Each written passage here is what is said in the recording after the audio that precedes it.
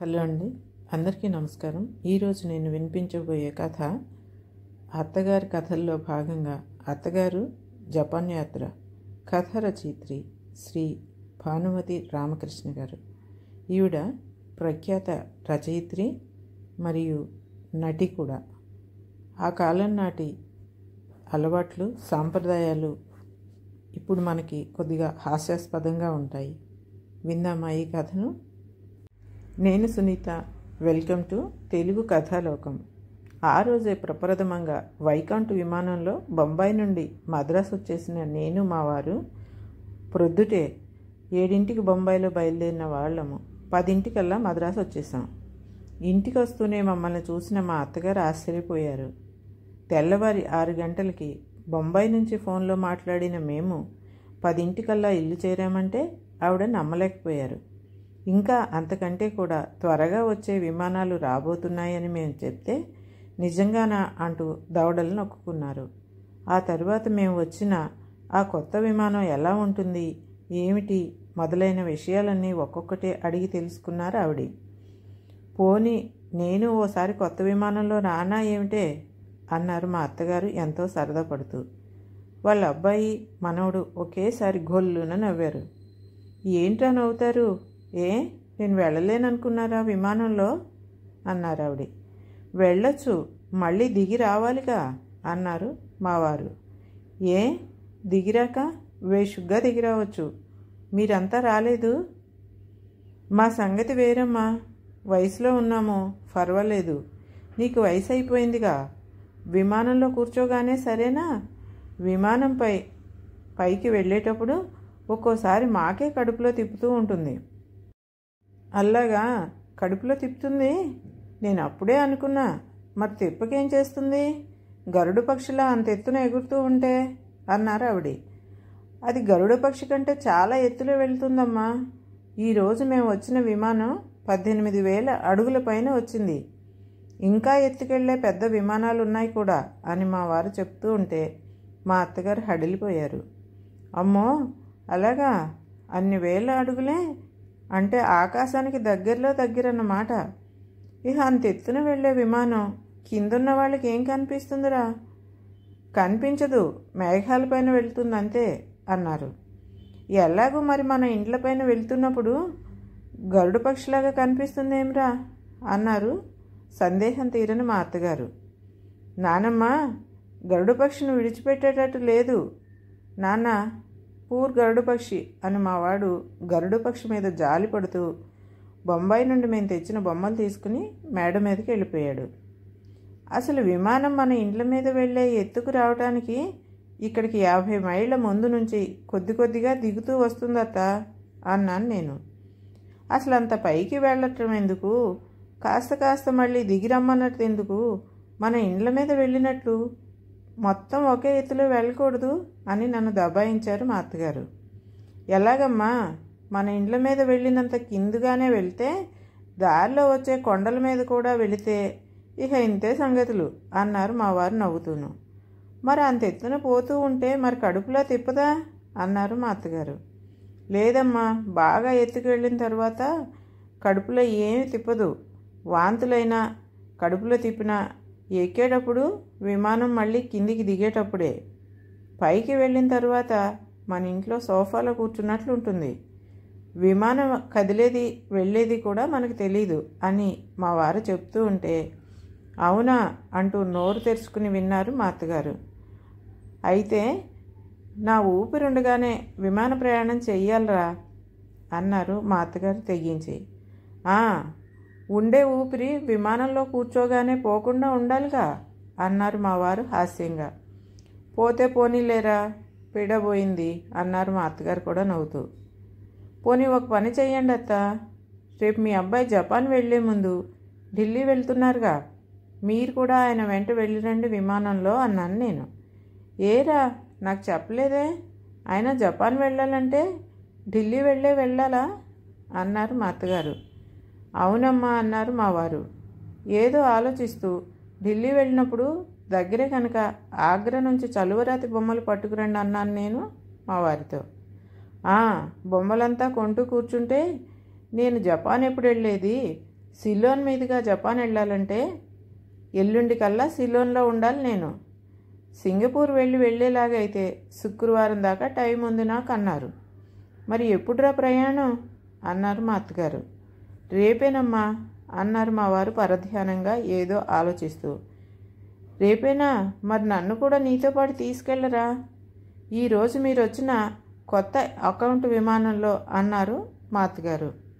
మా వారు గొల్లున నవ్వుతూ, అకౌంట్ విమానం కాదమ్మా, వైకౌంట్ విమానం అన్నారు. మా అత్తగారు తెల్లబోయారు పాపం. ఏదో లేరా విమానం, ముసలిదానికి నాకేం తెలుసా పేర్లన్నీ, ఏనాడైనా విన్నామా? అది సరే కానీ విమానంలో వెళ్ళేటప్పుడు మనం వెంట సామాన్లు గట్రా తీసుకెళ్ళొచ్చునా అన్నారు మా అత్తగారు.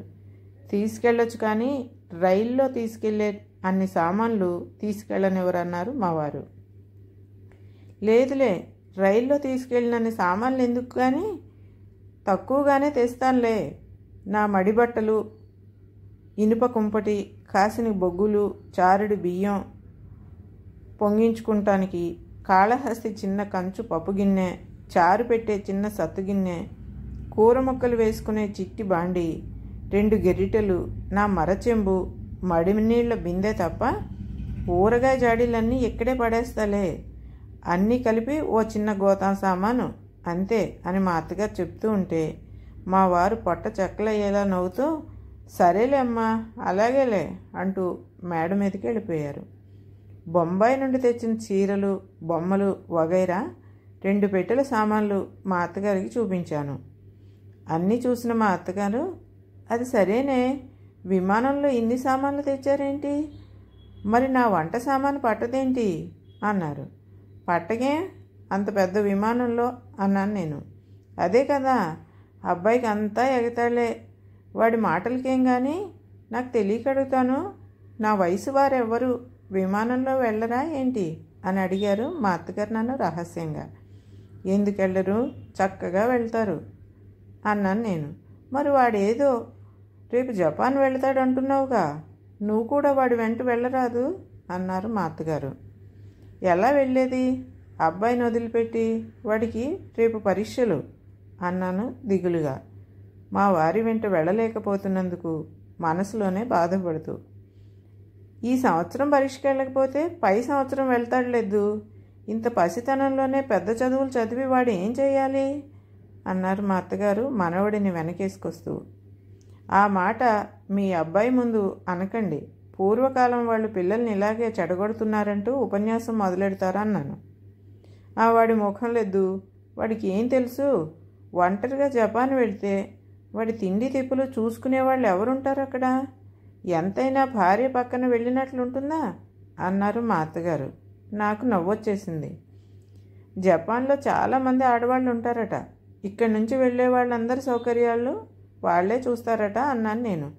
అవునా అంటూ మా అత్తగారు కీచు కీచుమంటూ నవ్వేశారు.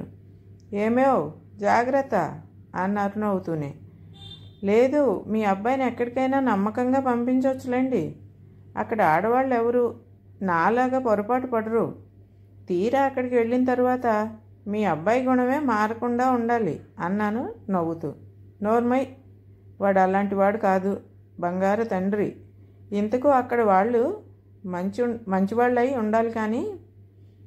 మంచివాళ్లే అంటున్నారు, మన దేశంలో లాగే సంసార స్త్రీలంతా భర్త ఏమన్నా అంటే అణిగి ఉంటారట, ఇంగ్లీష్ వాళ్ళలాగా అదేమంటే విడాకులు ఇచ్చుకోరట. అవునా, అయితే అంతా మన ఊర్లాగేనన్నమాట, చూడాల్సిన ఊరే. పోనీ నువ్వు వెళ్ళకపోతే నన్నన్నా పంపవే జపాను, అబ్బాయితో కూడా వెళ్ళి చూసొస్తాను అన్నారు. మీరా అన్నాను నేను. నా గొంతులో ఏదో అడ్డుపడినట్టు అయింది. ఏ, నేను జపాన్ వెళ్ళకూడదా? అలా కాదు, వెళ్ళకూడదని ఎవరన్నారు? వెళ్ళొచ్చు, కానీ ఒకటే చిక్కు, మీరు వెళ్ళేలాగైతే కొన్ని నెలల ముందే పాస్పోర్ట్కి అప్లై చేయాలి, దానికి చాలా పని ఉంటుంది, ఎప్పుడంటే అప్పుడు మన ఇష్టం వచ్చినట్లు వెళ్ళడానికి లేదు, దూరాభారం అన్నాను నేను. అదేమిటే దూరాభారం అంటావు, అదేం ఇంగ్లాండ్ కనుకనా, ఢిల్లీ ఆగ్రా ఉందని, దాని పక్కనే జపాన్ అని అబ్బాయి నీతో చెప్తుంటే నేను విన్నానులే. అసలు ఇన్నాళ్ళు ఢిల్లీ పక్కనే జపాన్ ఉందని నాకు తెలీదు అంటూ పడి పడి నవ్వారు మా అత్తగారు. నేనెలా నవ్వేది? ఎట్లా నవ్వకుండా ఉండేది? ఢిల్లీ పక్కనే జపాన్ ఉందని మీ అబ్బాయి అంటుండగా విన్నారా, లేక మీరే అనుకుంటున్నారా అని అడిగాను. నేను అనుకోవటం ఏంటే నా తలకాయ? రేపు వాడు ఢిల్లీ వెళ్లే ముందో ఢిల్లీ నుంచో సీలోపూర్ వెళ్ళాలన్నాడు కదూ. నా మతి పోయింది. సీలోపూర్ ఏమిటి, సింగపూరా అన్నాను నవ్వుకుంటూ. అదే అదే, ఇంకో పేరేదో చెప్పాడమ్మా అంటూ తలగొక్కున్నారు మా అత్తగారు. సిలోనా అన్నాను నేను మళ్ళీ. సిలోనే. సిలోన్ కాదు, సిలోన్. ఏదోలే, మరి ఆ ఊళ్ళన్నీ చూడాలంటే కూడా పాస్పోర్ట్ కావాలంటే అన్నారు మా అత్తగారు. నవ్వు ఆపుకోలేక చచ్చాను. కావాలి అన్నాను నేను. అయితే మరి ఎలాగో ఒకలాగా రేపు వాడితో కూడా నన్ను జపాన్ పంపించే ఏర్పాటు చేయవే బాబు అన్నారు నా చేతులు పట్టుకుని మా అత్తగారు. పాపం అనిపించింది నాకు. ఒకరు పంపించడానికి ఏముంది, మీరే అడగండి మీ అబ్బాయిని అన్నాను నేను. అమ్మో, నా మాట వాడికో లక్ష్మా అన్నారు మా అత్తగారు. మరి నా మాట అంతే కదా అన్నాను. అది ఎలాగా? నీ పిచ్చి కానీ, ఈ కాలంలో తల్లి మాట ఎవరే లెక్క చేసేది? నువ్వు కాస్త గట్టిగా చెప్పకపోతే నేను జపాన్ వెళ్తాననటం వాడు ఇంకా ఎగతాళిగానే అనుకుంటున్నాడు అన్నారు మా అత్తగారు. ఏం చెప్పాలి నేను? నాకు అర్థం కాలేదు. ఈలోపు మావారే మళ్ళీ మేడ దిగొచ్చారు. ఆయన చూడగానే నాకు నవ్వాగింది కాదు. అబ్బాయి వచ్చాడు అడగమన్నట్లు మా అత్తగారు నాకు సంజ్ఞ చేస్తూ నా చేతి మీద పొడిచింది. ఏమండి, ఢిల్లీ దగ్గరున్న జపాన్ కట మీ అమ్మగారిని తీసుకెళ్తారా అన్నాను నేను. ఢిల్లీ దగ్గరుండే జపాన్ ఏమిటి అన్నారు మా వారు. అదేరా, ఇందాక నువ్వు అనలేదు ఢిల్లీ వెళ్ళి ఏకంగా ఆగ్రా మీదుగా జపాన్ ఎడతానని అని మా అత్తగారు అంటూ ఉంటే మా వారు నవ్వుతూ వాళ్ళ అమ్మను కాసేపు ఏడిపించడానికి అవునవును అన్నారు మా వారు. మరింకే, మరీ నన్ను పిచ్చిదని చేసి ఏడిపిస్తారు అంటూ బొగ్గ పొడిచింది మా అత్తగారు నన్ను. నా అవస్థ చూసి మా వారు నవ్వారు. మీరేదో సీలోపూర్ ఎడతారటగా అన్నాను కోతిలాగా ఊరుకోకుండా. సీలోపూర్ ఏమిటి, సింగపూరు. అదేలేండి, మరి సిలోన్ మాట ఏంటి? అందుకే రెండు కలిపి సీలోపూర్ అన్నారు మీ అమ్మగారు షార్ట్కట్లో అన్నాను నేను. మా వారు నవ్వలేక ఆయాసపడిపోయారు. చాలు నవ్వకండి ఇంకా, అసలు జపాన్ ఎటెళ్లాలో ముందు నేనే మర్చిపోయాను ఇప్పుడు అన్నారు మా వారు. అదేమిటిరా, అలా మర్చిపోతే ఎలాగూ? ఆ ఊరు ఎటెళ్లాలో బాగా తెలిసిన వాళ్ళని అడిగి జాగ్రత్తగా కనుక్కోరా బాబు. ఫలానా చోట దిగుతానని ముందుగానే విమానం తోలే డ్రైవర్తో చెప్తే సరి ఆ ఊరు వచ్చేసరికి చచ్చినట్టు విమానం కిందికి దింపుకొస్తాడు అని మా అత్తగారు చెప్తూ ఉంటే మా వారు మళ్ళీ కడుపుబ్బా నవ్వేశారు. ఏమిట్రా తిక్కడా, అంత చేటు నవ్వుతున్నావు? అది సరే కానీ జపాన్ ఇక్కడికి ఎంత దూరం రా అన్నారు మా అత్తగారు. దగ్గరేనమ్మా, ఢిల్లీ పక్కనేగా అన్నారు నన్ను చూసి నవ్వుతూ. మరి టికెట్ ఎంతరా జపాన్కి? 40 రూపాయల 4 పైసలు. 40 రూపాయలే? అవునులే, మరి ఢిల్లీ దగ్గర అయ్యే మాటలా? పైగా విమానం తోలేవాళ్ళు విపరీతంగా టికెట్ ధర పెంచేసి ఉంటారు. రైలు కంటే ఎక్కువ కావాలంటూ కాస్త డబ్బున్న వాళ్ళం అని తెలిస్తే టికెట్ ధర మరి కాస్త ఎక్కువ చేస్తారేమో. అది సరే కానీ నేను జపాన్ రావాలంటే అదేదో ప్యాస్ కావాలట్రా. ఏంట్రా అది అన్నారు మా అత్తగారు. అదా, గేట్ పాస్ అన్నారు మా వారు హాస్యంగా. మరి ఆ ప్యాస్ లేకుండా రానివరా? ముసలిదాన్నే కదరా బాబు, నాకు కూడా ఎందుకురా ప్యాసు ఊసును? నువ్వు చెప్తే వింటారేమో చూడు. ఎలాగో ఒకలాగా నన్ను కూడా జపాన్ తీసుకెళ్ళరా, చూస్తాను నేను. నువ్వెందుకమ్మా జపాను అన్నారు మా వారు నవ్వుతూ. చూడటానికేరా. ఏ ఆడవాళ్ళు రాకూడదా? రాకూడదా? అసలు అక్కడ ఆడవాళ్ళు ఎక్కువై చేస్తున్నారు, ఇంకా ఇక్కడి నుంచి కూడా ఎందుకు అన్నారు మా వారు. పోన్లేరా, ఆడవాళ్ళు ఎక్కువ ఉంటే ఆ ఊరు కళకళలాడుతూ ఉంటుంది. ఆడది లేని ఇల్లు ఎలా ఉంటుందో ఆడవాళ్ళు లేని దేశం కూడా అంతే. ఏమోరా నాయనా, చూద్దామనుకున్నాను, ఎటు నీ భార్య కూడా రావటం లేదు గనక తల్లిని నన్నైనా తీసుకెళ్తే కాస్త వేళకి నీకు తిండి తిప్పులు చూసిందాన్ని అవుతాను. అలాగే నేను జపాన్ కూడా చూసుండొచ్చు అని మా అత్తగారు అంటూ ఉంటే మా వారికి నవ్వలేక కుర్చీలో చేరబడ్డారు. ఇంతకు జపాన్కి రైల్లో వెళ్ళొచ్చా, విమానంలోనే వెళ్ళాలా అన్నారు మా అత్తగారు. నీ ఇష్టం అమ్మా, ఎందులోనైనా వెళ్ళొచ్చు. రైల్లో ఎందుకురా, ఎన్నోసార్లు వెళ్ళాను కదా, విమానంలో ఒకసారి జపాన్ తీసుకెళ్ళరా అన్నారు మా అత్తగారు సంబరపడిపోతూ. అలాగేలేమ్మా, రేపు ఢిల్లీ వెళ్ళి తిరిగి ఇంటికి రావాల్సిన పని ఉంది. మరి వెళ్ళేటప్పుడు నిన్ను తీసుకెళ్తాలే. ఈలోగా నీ వంట సామానంతా గోతానికి వేసుంచు అన్నారు మా వారు భోజనానికి లేస్తూ. అత్తగారు జపాన్ యాత్ర మొదటి భాగం పూర్తయింది. చివరి భాగం రేపటి సంచికలో విందాము.